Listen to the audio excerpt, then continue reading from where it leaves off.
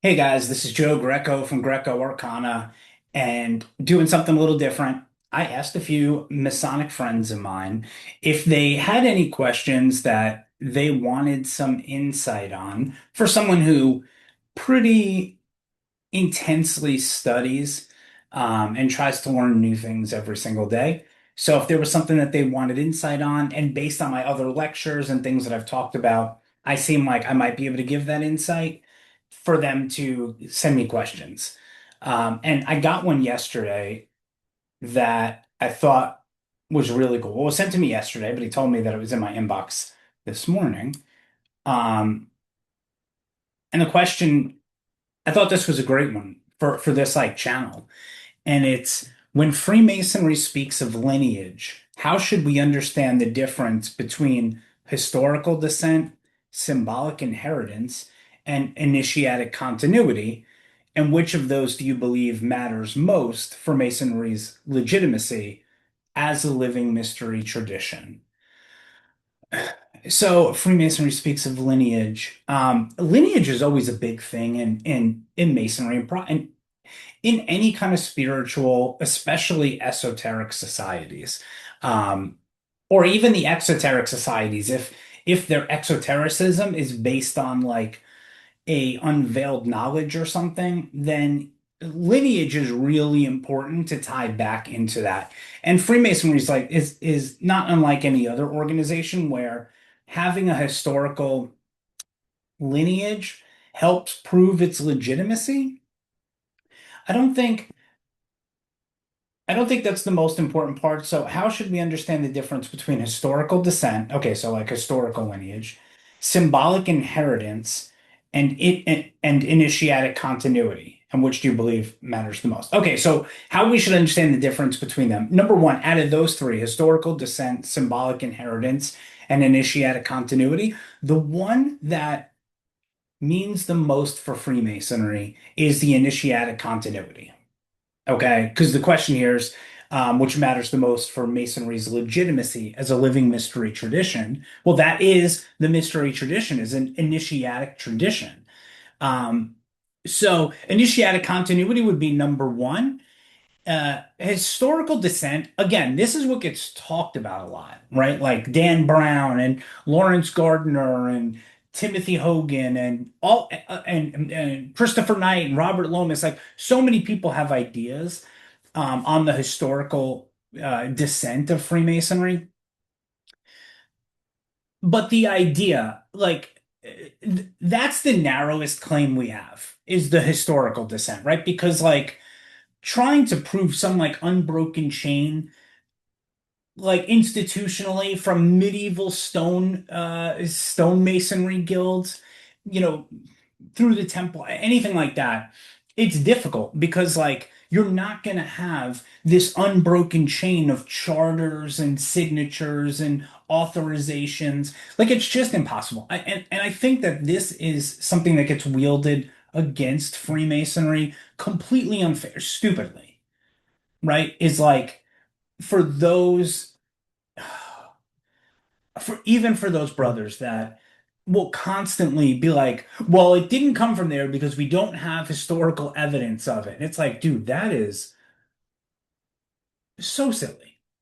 It's a crazy way to look at it because of what? Like, it would be shocking if we did have all of this evidence, especially for a society that for so many years was as small and secretive as it was.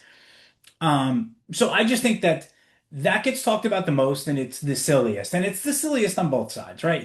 There is no unbroken chain from your local lodge to the priesthood of Egypt or the Templars digging in Jerusalem. There's not, but there is a symbolic inheritance, which is the second one. There's a strong symbolic inheritance, okay? And there's an initiatic continuity. Okay, so out of the three, the historical descent is, as he said it, I mean, um, we have to be disciplined when we talk about that, I think, and uh, you know, the more ancient claims are a little goofy. Okay. And listen, but listen, if Masonry just had historical descent, then it would just be like an antiquarian society. That's all it would be good for, right? So that is the least important. Okay, so let's go. The second one was symbolic inheritance. Um, the symbolic inheritance is strong, right? You have the temple, okay? You have the building of the temple. You have sacred architecture, sacred geometry, um, lost word. So like those things are all major parts of the mystery tradition. Recovering the lost word, recovering the lost knowledge, recovering the or learning the new knowledge. Um, Building the temple not built of hands. Um, Sacred architecture kind of and Plato's work kind of affirming that the world is intelligent and it's intelligent because it's alive. Um, that the symbolic inheritance does give us that kind of institutional descent from um, like where you can kind of follow it back as it heads into like Rosicrucianism, maybe Templarism, and what the Cathars were up to. Um, you know, just because the symbology you have Hermeticism, you have Hermetic Kabbalah, you have Gnosticism, you have spiritual alchemy, you have sacred geometry. So symbolically, Masonry holds all of that. It's been a great container for that stuff. So it definitely has the symbolic inheritance. So I would kind of weigh that in the middle because, like, okay, if it only had symbolical inheritance but it didn't have historical descent and it didn't have initiatic continuity, then the work, like degrees would just be theater. It would just be theater, right? So maybe it would relay important points and would be allegorical and all of that and symbolic, but it wouldn't tie to anything. So it would just kind of be theater. Okay. And like I said, we saved the best for last, which to me is the initiatic continuity. Um, the mystery tradition wasn't Freemasonry ties into the esoteric religion that's learned through gnosis, through going through it yourself, right? Through I don't know why that word is completely eluding me, but through just personal direct knowledge, experience, right? Experiencing the knowledge. Um, that part of Freemasonry, and it's not just that you experience knowledge, but you're experiencing direct knowledge that ties into the more exoteric teachings, right? So like during almost any time frame, there's always been like an exoteric religion, like the religion for the masses, okay? And then there's been an esoteric religion that the exoteric religion is using the symbology to tell an ethical story, and the esoteric version of that religion is understanding that that symbology is the actual intelligence of existence, and that it is that is what is in communication with your soul, the symbology itself. So like I probably didn't explain that great. Um, but during most of time, that's how it's worked out, right? In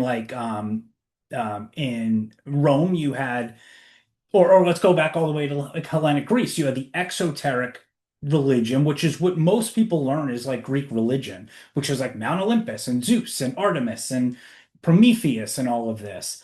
That was the exoteric, like they did stuff, the Trojan War, the Golden Apple, it had a ethical outcome to it, and the masses could learn that way. The esoteric religion was the stuff that you had to be initiated into, like the Orphic mysteries, the Dionysian mysteries, um, the Eleusinian mysteries. I've no idea. I've only read that word. I don't think I've ever said it. Eleusinian mysteries. Okay, so there's always been that in Rome. After the Council of Nicaea, the religion for the masses was Roman Catholicism, okay? And the esoteric religion that underlaid that was Gnosticism, not by design, not like the emperors were like, let's have a second layer here, but they were two groups of people studying the same doctrine, and they were seeing one was seeing the ethical historical information, and the other is seeing the gnosis, the deeper knowledge, right? So it's not like Constantine was like, let's have two power structures. Obviously not. That wasn't the goal there. Medieval Europe, same thing, right? Or during Rome, before that, you had like the Roman state religion, and then you had these cults, these mystery cults, like the Mithraic cult, and there were others. I just can't think of what they are now. So there's always kind of been this dichotomy of an exoteric state religion and or cultural religion, Zeitgeist religion, and then an esoteric religion, or an esoteric like spirituality. In more modern times, the exoteric religion for the West had remained Christianity, now broader than just Roman Catholicism, Christianity in general. And the esoteric um, version has been Freemasonry for a long time. So, um, so yeah, that's because that initiatic tradition, man, I feel like I ran all over the place with this. I might be really bad at answering these questions. I'm just going to be honest. I might be really bad at doing this. What matters the most to me, initiatic continuity, that's what it's all about. The information, the symbolic inheritance that is in that, and scissoring. Okay, let's not do that again. The symbolic inheritance that's in that initiatic continuity is Masonry. That is Freemasonry. It is the Western esoteric tradition, based on the ancient mystery tradition, mixed in with like the Plato and Neoplatonists and the work of Pico della Mirandola and Ficino and Iamblichus and all of that, right? Like when you take all of that together, what you're putting together is the symbolic inheritance and the initiatic continuity. The historical descent is interesting because you're never going to find Masonry's charter lineage all the way through, right? Just to, like there was a first lodge, and before that it was something else.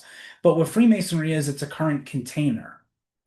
Um, it's the current flame bearer of this perennial philosophy that takes different shapes and forms, uses different symbology in different ages, right? I mean, some people have heard me talk about like you have Christianity, the main exoteric religion of the Piscean Age, and you have in the West, and you have Freemasonry has been kind of the main um, initiatic tradition at the same time. Okay, I'm going completely off track here. So, what matters the most?